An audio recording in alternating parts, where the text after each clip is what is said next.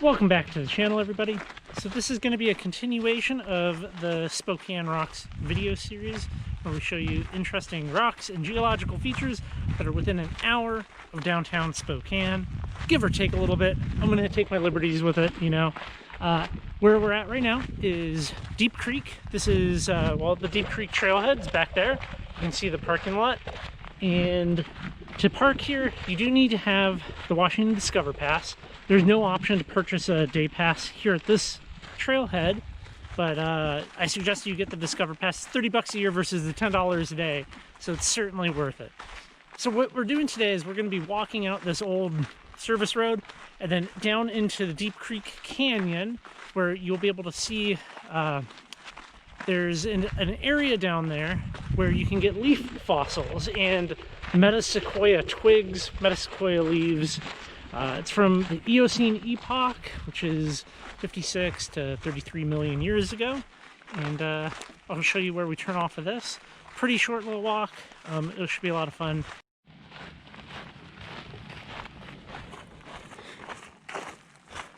So from the main road, the first trail off to your left is the Deep Creek Canyon Trail.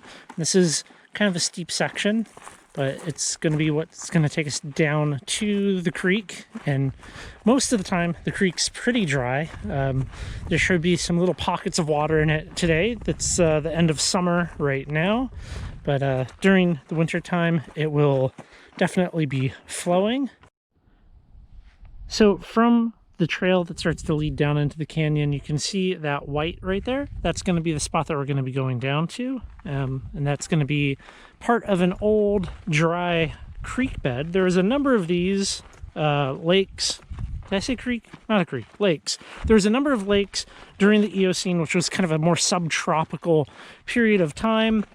Everything was warm and humid and all of that good stuff. And while there's a number of these old lake beds here in Spokane, and you can find fossils at a number of locations, this one happens to be one of the more nice and peaceful spots.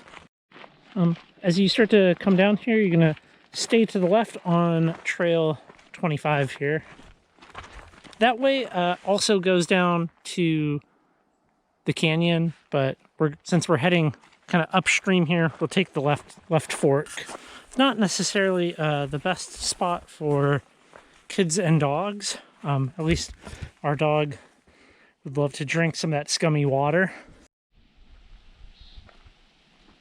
What's missing from this spot versus most of the spots that you see around Spokane? The answer is basalt. There's no basalt here. The reason there's no basalt is because we're standing in an ancient lake bed. All of that. I'm not exactly sure if this has ever been dated properly, but you know, we're in that 56 to 33 million years ago range. You can see down below here all of this gray material, which is what people have been busting up.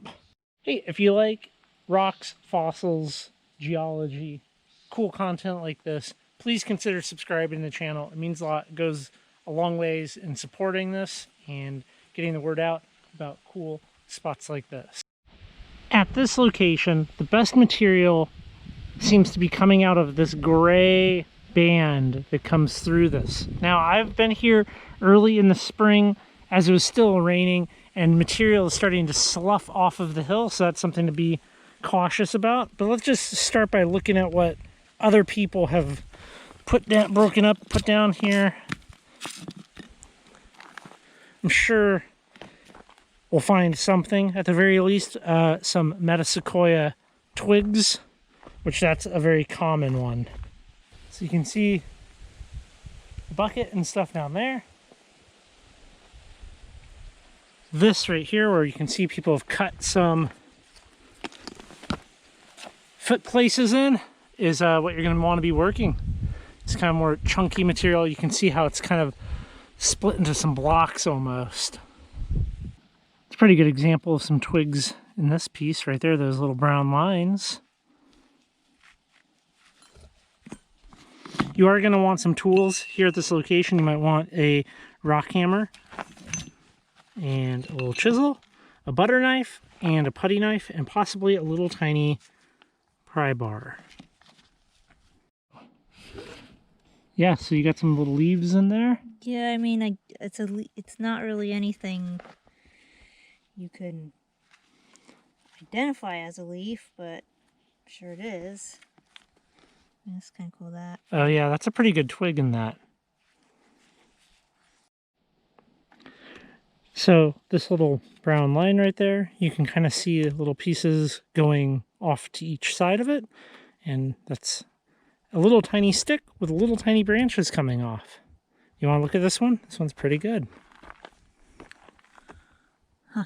It's obviously a twig. Yeah. All of that mucky water back there, it's a mosquito breeding ground for sure, because I'm getting bitten up.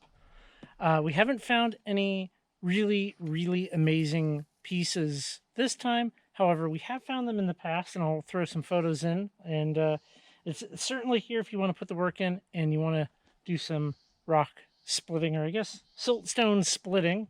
We do have a couple of interesting things, mostly sticks, some not so great leaves here. Is what it is. You can't win them all, but it's certainly out here.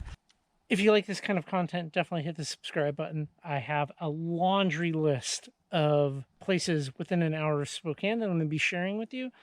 Some geological, some more rock hounding related, along with other fossil locations. Should be a lot of fun, so stay tuned for that.